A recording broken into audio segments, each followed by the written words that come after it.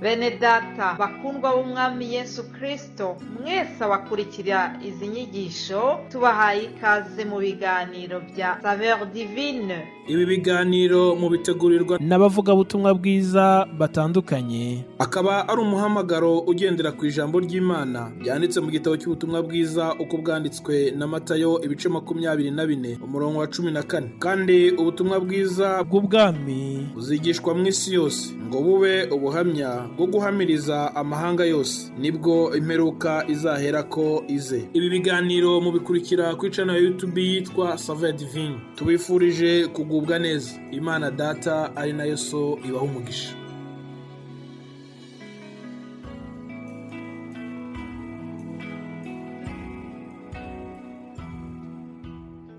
Shalom shalom bene data, dusanye gucungurwa n'amaraso y'umwami wacu Yesu Kristo. Nongeye kubasuza mu izina ry'umwami wacu Yesu Kristo, kandi mbifuriza kugubwa neza no kuzura ubuntu bubonerwa mu mwami wacu Yesu Kristo.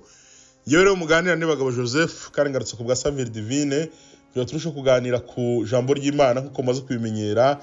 Urubuga rwa Saveur Divine bategurira insanganyamatsiko zitandukanye, tukaziganira mu gihe cy'icyumweru, tukaganira ku magambo y'Imana. Bene data rero bambanjirije bagiye baganira namwe ku magambo y'Imana, kandi tuvuga hejuru y'umugambi w'Imana ku buzima bwawe, ku buzima bwanjye, yuko nta cyahindura umugambi w'Imana. Hari muri ibyo biririmbye aravuga ngo nta kintu na kimwe cyahindura umugambi w'Imana ku buzima bwawe. Nanjye rero ndimo nunga mu rya bene data bambanjirije, ngira ngo nkubwire ngo nta nzitizi n'imwe yaboneka, nta nzitizi n'imwe yashyirwaho yatuma Imana agambiriye ku buzima bwawe kitabaho. Bene data rero ndagira ngo nongere mbabwire mwe mukuri cyangwa cya Saveur Divine, ibihucamo aho uca, aho uri, aho uhagaze, ntago byaba inzitizi yatuma Imana yavuze kidasora ku buzima bwawe, ahubwo Imana icyo yavuze izagisoza, kuko Imana yacu ntikiranirwa ngo ibeshye, ahubwo Imana ibyo yavuze izabisoza, ko ari Imana y'imbaraga. Ndagira ngo twifashishe amagambo y'Imana dusanga mu gitabo cya Yeremiya, ku gitabo cya Yeremiya igice cyaho cya mbere duhereye ku murongo wa 4, turebe uko hatubwira. Muri Yeremiya igice cyaho cya mbere umurongo wa 4 ngo nuko ijambo ry'Uwiteka rinzaho riti, nakumenye ntarakurema mu nda ya nyoko, kandi nakwejeje utaravuka, gushyiraho kuba umuhanuzi uzahanurira amahanga. Nuko ndavuga nti nyamuneka Nyagasani Yehova, dore sinzi kuvuga ndi umwana. Iyo usomye aya magambo dusomye mu gitabo cya Yeremiya, usanga ari ikiganiro cyakiri hagati y'Imana na Yeremiya, ubwo Imana yamwiyereka ikamubwira ngo yamumenye kera, kandi iramweza irangije mushyiraho kuzaba umuhanuzi uzahanurira amahanga. Ariko igihe yabibwiraga Yeremiya we yahise ashyiraho inzitizi, aravuga ngo ibyo bintu mugenda byumva, ariko dore sinzi kuvuga kandi ndi n'umwana mutoya. Ahari yaravugaga ati ibi bintu ni by'abantu bakuze kandi bazi no kuvuga. Ariko najya nkubwire ngo nta mpamvu n'imwe, nta n'inzitizi n'imwe yabaho kugira ngo Imana isoze icyo yavuze ku buzima bwawe. Aya magambo ya Yeremiya yaganiraga n'Imana ajya gusa nk'ayo Gideyoni yabwiye Imana, ubwo Imana yamuhagurutse ikamenya ngo Gideyoni we genda, kuko nkubonyemo imbaraga, uri umunyembaraga, urokora ubwoko bwanjye wakura mu maboko y'Abamidiyani.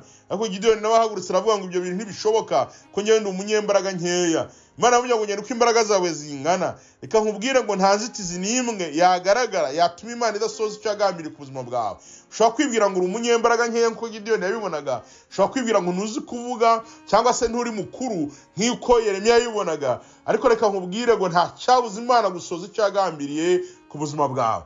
Bene data bashiki banjye, mwe mukuri cyane cya Saveur Divine, nongere mbabwire ngo mukomere, mugende, kuko icyo Imana yavuze izabikora, nta cyabuza Imana gusoza umugambi wayo. Ahari byucamo byaba ari inzira Imana ishaka akucamo kugira ngo hari ugere ku Imana yagambiriye. Uzarebe urugendo rw'Abisiraheli bava muri Egiputa bajya i Kanani, baciye mu bigeragezo byinshi, mu ngorane nyinshi, mu ntambara nyinshi, ahantu hagoye, ariko zari inzira zigoranye ariko ziberekeza ku Imana yavuze ku buzima bwabo. Iyi nkuru twasomye cyangwa se bene data babanjirije bagiye basoma zo mu gitabo cy'Itangiriro cyo 37 ku murongo wa 18-21, inkuru za Yozefu. Iyo Yozefu ubonye inzira yagiye acamo, inzitizi yagiye ahura nazo, ubwo yamaraga kurota akarota imiba yose yikubita imbere yiwe, muba we uhagarara. Ahari ntago yumvaga ibyo azahura nabo ngo ibyo yarose bizagera igihe bigerwaho. Ariko reka mbabwire ngo iby'Imana yakubwiye byahura n'inzitizi, byahura n'intambara, byahura n'ibigeragezo, ariko nta kizatuma umugambi w'Imana udasohora ku buzima bwawe. Yosefu ngo amaze guhura n'intambara nyinshi cyane yaje kugira ku cy'Imana yamubwiye, kandi amenya ko aho yaciye zari izo nzira, zari inzitizi, ariko zimugeza ku mugambi w'Imana ku buzima bwiwe. Ibyo ucamo rero umunsi wa none, ibinyura muri uyu munsi wa none, muri bimwe naririmbye bw'intambara, ibigeragezo n'ingorane uhura nabyo umunsi wa none, wahari byabo buhamya buzubaka ejo hawe hazaza. Reka nkubwire ngo ibyo ucamo ntibigutere ubwoba, ibyo ucamo ntibiguhangayikishe ngo bikoreke ko upfuye cyangwa se ko birangiye. Ahari ibyo ucamo umunsi wa none zaba ari inzira zikuganisha ku mugambi w'Imana mu buzima bwawe.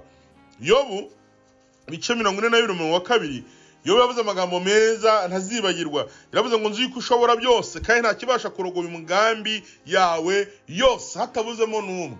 Bene data, nanjye nagira ngo mbabwire aya magambo kugira ngo murusheho kuyagenderamo. Imana yacu ishoboye byose kandi nta kintu na kimwe kibasha kurogoya imigambi yayo yose ku buzima bwawe, ku buzima bwanjye.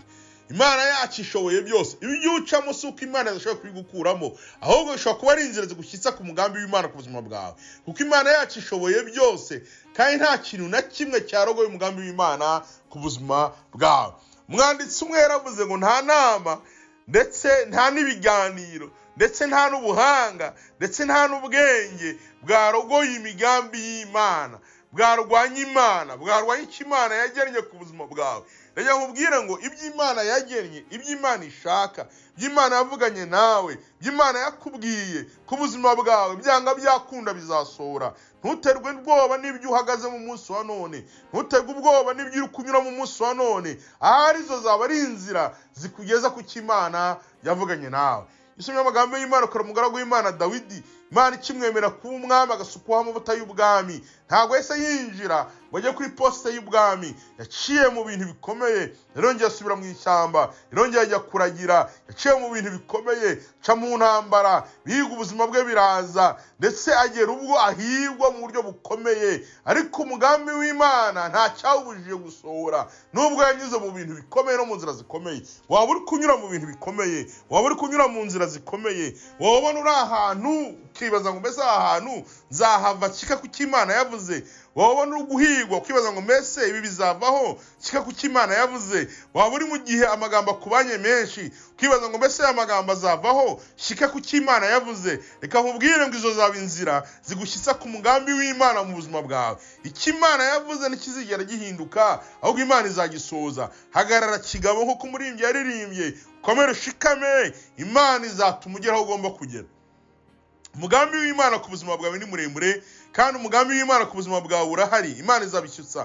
Jambo n'Imana tubwira ngo Imana yacu ntikiranirwa ngo ibeshye, iby'Imana yavuze bizasohora. Icyo ukeneye ni uguhagarara kigabo, ugakomera kandi ugashikama, kubera ko umugambi w'Imana ku buzima bwawe uzagerwaho. Inzitizi zaboneka, nibyo Yeremiya yavugaga, ngo ntabwo nzi kuvuga ndi n'umwana mutoya. Inzitizi zaboneka nizo Gideyoni yavugaga, ngo ntabwo ndi umunyembaraga. Inzitizi zaboneka niziriya aba Dawidi bagiye bahura nazo, zikaba nyinshi, zigatuma hari bumva ko umunsi cyangwa se igihe runaka iby'Imana yavuze bitashoboka. Inzitizi zaboneka, ariko Yobu yarabirangije, niko yatubwiye, nta cyarogoya umugambi w'Imana ku buzima bwacu. We yaravuze ngo nzi yuko Imana ishobora byose kandi nta kibasha kurogoya imigambi yawe yose. Reka nanjye nkubwire ngo nta cyarogoya umugambi w'Imana ku buzima bwawe. Komera ushikame, hagarara kigabo, komeza ugende, wicika intege. Ibigukikije, ibikugarije ntibibe impamvu yo gucika intege, ntibibe impamvu yo kumva yuko utenebutse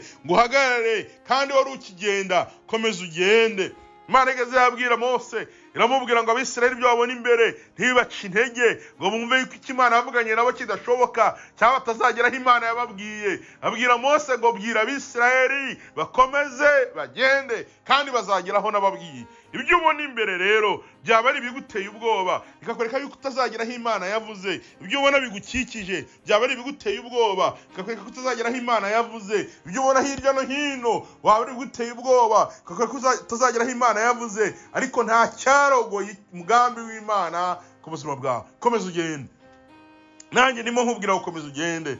Niko Uwiteka yabwiye Mose. Mbere ngo babonaga ari inyanja, nyuma babona ari imisozi, hirya no hino babona ibintu bigoye, ingabo za Farawo zibakurikiye, ibintu ubwo ari bibona bigoye. Bareke Imana yabwiye ngo babwire bakomeze bagende, kuko ndi Imana yabo kandi nzabagezaho nagambiriye kubageza. Imana izakugezaho yagambiriye kukugeza. Imana izagutuzaho yagambiriye kugutuza. Imana izakwicazaho yagambiriye kukwicaza. Imana izagushyiraho yagambiriye kugushyira. Icyo wavuganye n'Imana kizasohora. Inzira zose byacamo, aho wanyura hose, genda komeza ugende. Igikwiye ni ukugenda uri kumwe n'Imana. Imana izasohoza icyo yavuze ku buzima bwawe. Nta cyarogoye umugambi w'Imana ku buzima bwawe. Yobu yaravuze ngo nzi ko Imana ishobora byose, kandi nta kintu na kimwe cyarogoye umugambi w'Imana, kuko Imana byose irabishoboye. Nanjye rero niko naje babwira ngo mukomere. Ibyo mubona ntibibatera ubwoba, aho munyura ntihabatera ubwoba, ayo bavuga ntihabatera ubwoba, aho mwicaye ntihabatera ubwoba.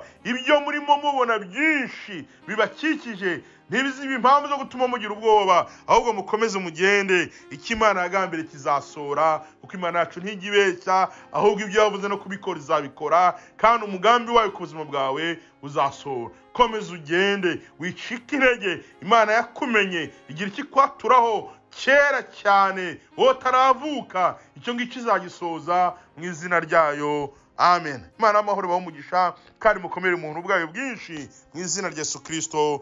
Amen.